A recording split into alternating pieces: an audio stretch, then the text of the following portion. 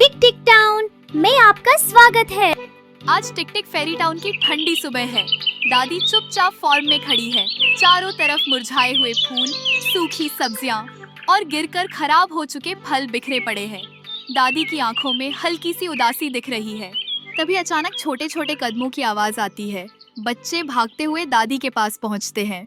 बच्चों, हमारी महीनों की मेहनत ठंड से खराब हो गई। अब घर में खाने को कुछ भी नहीं बचा। ये कहकर दादी धीरे धीरे मुड़ती है और चुपचाप वहाँ से चली जाती है। अरे बाप रे, अब क्या हमें हवा खाकर काम चलाना पड़ेगा क्या? नहीं मुचकी, हमें दादी की मदद करनी होगी। हाँ, हमें फार्म को फिर से जिंदा करना पड़ेगा। चलो सब मिलकर काम शुरू करते हैं। बच्चे एकदम एक्साइटेड होकर काम में लग जाते हैं। कोई सूखे पत्ते निकालता है, कोई मिट्टी खोदता है, कोई टूटी शाखाएं हटाता है और गुड़िया पानी भरकर लाती है। चलो ताजी मिट्टी डालते हैं। मैं अभी बीज लेकर आती हूँ।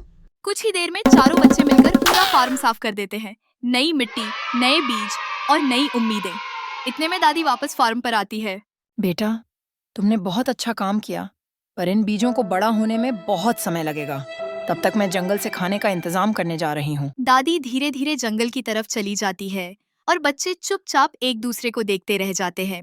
अगर परी होती ना तो हमें मदद मिल जाती। हरी रानी, आ जाओ ना। बाकी बच्चे भी आसमान की तरफ देखकर जोर जोर से बुलाने लगते हैं। पारी रानी, कृपया आ जाओ। कृपया आ जाओ। अचानक आसमान चमकता है। एक हल्की सी रोशनी नीचे उतरती है और परी बच्चों के सामने आ जाती है। बच्चों, मैं सीधी मदद नहीं कर सकती, पर रास्ता जरूर दिखा सकती हूँ। अरे बाप रे, कहीं परी मुझे जंगल में तो नहीं भेज देगी? नहीं मुचकी, मैं तुम्हें कहीं नहीं भेजूंगी, लेकिन फूल, सब्जी और फल ऐसे ही बड़े नहीं होते। उनके पीछे नेचर की पूरी टीम काम करती है। सूरज गर्माहट देता है, जिससे पौधे अपना खाना बना पाते हैं। हवा पौधों को सांस देती है। पानी जीवन देता है, जिससे बीज जगा रहता है। तितली और मधुमक्खियां फूलों का परागण करती हैं, जिससे फल बनते हैं। पक्षी बीज फैलाते हैं ताकि और नए पौधे उग सकें। इतना कहकर परी मुस्कुराती है और चमकदार रोशनी में धीरे धीरे गायब हो जाती है। परी के गायब होते ही बच्चे एक दूसरे की तरफ देखते हैं। अब उन्हें समझ आ चुका था कि उन्हें प्रकृति से मदद लेनी होगी। चलो सबसे पहले सूरज अंकल से हेल्प मांगते हैं।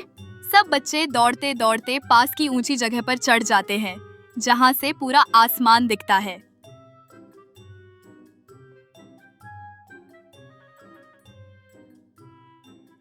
सूरज अंकल, हमारी मदद कीजिए। मैं सुन रहा हूँ बच्चों, तुम्हारी मेहनत देखकर मुझे बहुत खुशी हो रही है। मैं अपनी रोशनी तुम्हारे फार्म में भेज रहा हूँ ताकि बीज जाग जाएं और मजबूत बने।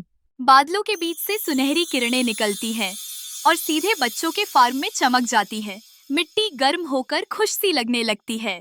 अब हवा दीदी को बुलाते हैं। हवा दीदी, हवा दीदी, हमारी मदद करो। एसबी, मैं आ गई हूँ बच्चों। मैं तुम्हारी मिट्टी को ताजा रखूंगी ताकि छोटे छोटे अंकुर आसानी से ऊपर आ सकें।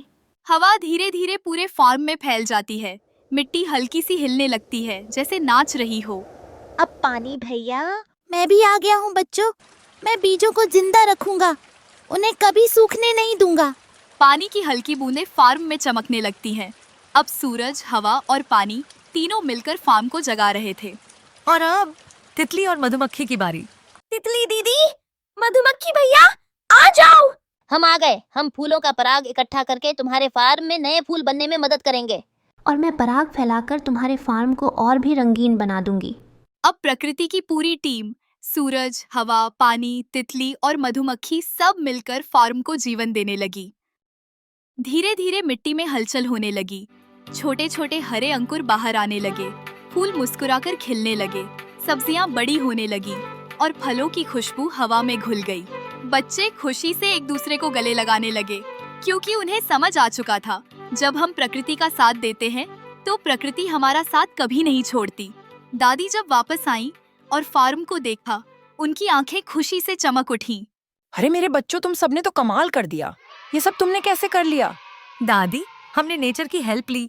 सनलाइट, एयर, वाटर, बटरफ्लाईज सबने मिलकर हमारी मदद की। और इस तरह बच्चों ने सीखा कि जादू फेरी के पास होता है, लेकिन असली जादू नेचर में ही छुपा होता है। अगर हम नेचर की मदद करें तो नेचर भी हमारी मदद करती है। और फिर सब खुशी से नाचने लगे, हंसने लगे और टिक टिक फेरी टाउन एक बार फिर फूलों और फलों की खुशबू से भर गया।